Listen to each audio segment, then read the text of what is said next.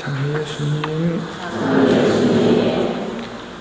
첫째 독서인 호세아서의 말씀을 좀 볼까 합니다.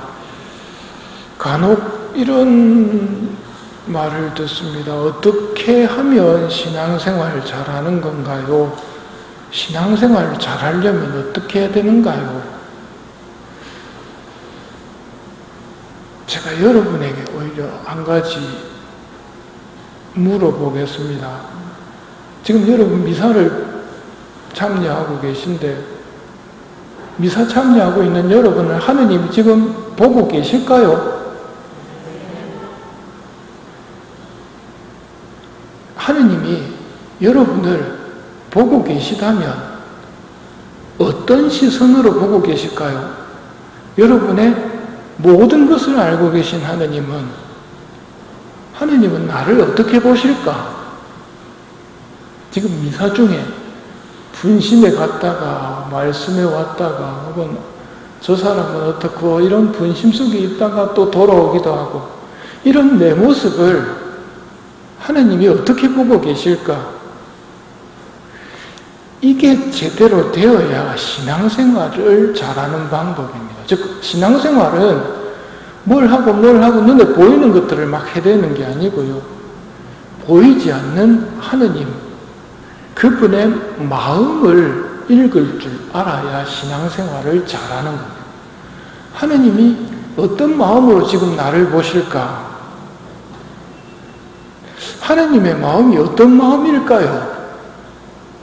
답을 알 수 있다면 예수님께서 우리에게 기도를 가르쳐 주시면서 하느님을 아버지라고 부르라고 그러셨습니다. 그 굉장히 중요한 가르침입니다. 하느님이 나를 어떤 시선으로 보시느냐면 아버지의 시선으로 나를 보고 계십니다. 그런데 그 아버지가 좀 들떨어지는 인간 아버지 모습이 아니고, 성격 괴팍한 아버지의 모습이 아니고, 하늘에 계신 우리 아버지의 모습은 완전하시고 거룩하신 분입니다. 사랑이신 하느님이시거든요. 그분이 나를 보시는 시선, 그런 의미에서 자녀를 두고 계신 여러분들은 훨씬 유리하십니다. 자식들 볼 때 어떤 마음으로 보십니까? 오늘 호세아서를 통해서 하느님께서 내 마음이 미어지고 연민이 북받쳐 오른다고 말씀하십니다. 혹시 자식들 보면서 마음이 미어지신 적이 있습니까? 연민이 북받쳐 오른 적이 있습니까? 그 마음 잘 새겨보시오. 그게 하느님의 마음이란 말입니다. 자식이 부모의 마음을 몰라줄 때 부모가 느끼는 감정 중에 대표적인 게 마음이 미어지고 연민이 북받쳐 오르는 것. 이스라엘이 아이였을 때 나는 그를 사랑하여 이집트에서 불러내었다. 이집트에서 뭐하고 있었습니까? 노예 생활하고 있었습니다. 종살이하고 있던 이집트에서 불러내었단 말입니다. 그러나 내가 부를수록 그들은 나에게서 멀어져 갔다. 그들은 바알들에게 희생 제물을 바치고 우상들에게 향을 피워 올렸다. 자녀들이 언제부턴가 부모와 거리를 두고 말도 하지 않고 또 좋지 않게 보이는 친구들하고만 어울리는 자식들의 모습을 보면서 걱정스러워하는 마음, 그 부모의 마음이 하느님의 마음이란 말입니다. 이집트에서 불러냈는데 종살이를 끝내서 자유인으로 만들어줬더니 이상하게 내가 부를수록 나에게서 멀어져 가고 바알들에게, 우상들에게 희생 제물을 바치고 향을 피워 올리면서 하느님 쪽으로는 오지 않는 모습을 보이는 자녀들.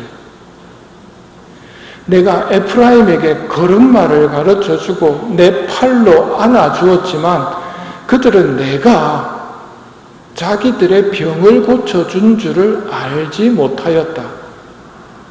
나는 인정의 끈으로 사랑의 줄로 그들을 끌어당겼으며 젖먹이처럼 들어올려 볼을 비비고 몸을 굽혀 먹여 주었다.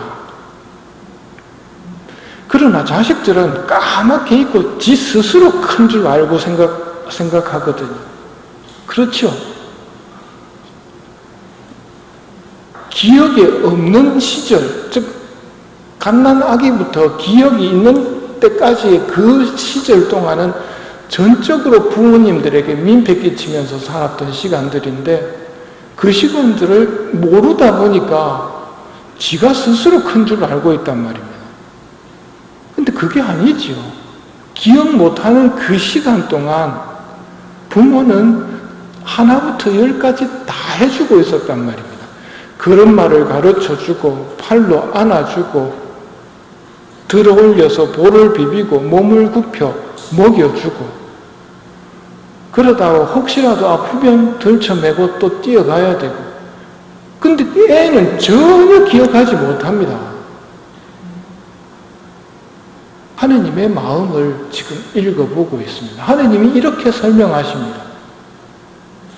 우리가 그 하느님의 마음을 자식 키우면서 많이 체험해 볼 수 있거든요. 그 마음을 적용시켜서 하느님의 마음을 읽을 줄 알아야 신앙생활을 잘하는 겁니다. 그러면서 그 하느님이 계속해서 하시는 말씀이 내 마음이 미어지고 연민이 북받쳐 오른다. 근데 여기서 차이 나는 게 나는 사람이 아니라 하느님이다. 이 말씀을 하시는 이유가 뭐냐면 사람은 해도 너무하네 하면서 판을 엎어버릴 수도 있는데 하느님은 그렇지 않단 말입니다. 판을 엎어버리는 건 사람이 하는 짓이고 나는 사람이 아니라 하느님이다. 인간이 하는 짓을 보면 배은망덕하고 천벌을 받아 마땅하지만 그런 죄를 짓는다 하더라도 나는 사람이 아니고 하느님이다. 분노를 터뜨리며 너에게 다가가지 않는다 하고 말씀하십니다. 분노를 터뜨리면서 옳고 그르고 따지면서 다가오신다면 우리는 죽었다 해야 될 겁니다. 그런데 하느님은 그렇게 안 한단 말입니다. 그 하느님의 마음을 여러분은 좀 읽으셔야 됩니다. 지난 6월 예수 성심 성월 때 우리가 새겼던 게 뭡니까? 예수님의 말씀, 내 마음을 알아다오. 불타고 계신. 하지만 불타고 계신 그 마음이 가시관에 둘려서 심장이 뛸 때마다 고통을 겪고 계신, 사랑하기 때문에 겪고 계신 고통 속에 있는 예수님의 마음을 보여주면서 내 마음을 좀 알아다오. 나는 사람이 아니라 신이다. 나는 사람이 아니라 하느님이다. 너희들이 그렇게 못 알아주고 하더라도 나는 분노를 터뜨리면서 너희들에게 다가가지 않는다. 그 말씀을 하십니다. 기도 생활을 할 때 생각을 해보십시오. 하느님이 내 기도를 좋아하실까? 해치우기식으로 이거 빨리 끝내버려야지 하면서 하는 기도들은 정말 하느님을 아프게 해드리는 기도들입니다. 차라리 솔직하게 예수님 기도하기 정말 싫네요. 오늘 저녁 기도하기가 왜 이렇게 싫을까요? 이게 기도하고 있는 거란 말입니다. 사실은 아버지는 그걸 더 좋아하십니다. 저 좀 고쳐주십시오. 전 정말 기도하기 싫습니다. 아버지 마음을 읽어드린다면 이런 기도를 좋아하신단 말입니다.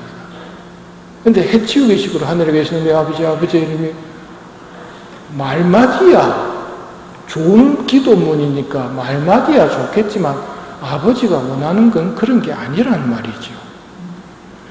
오늘 아버지 하느님의 마음을 헤아리면서 위로해드리는 뜻으로 이 미사를 계속 봉헌했으면 합니다.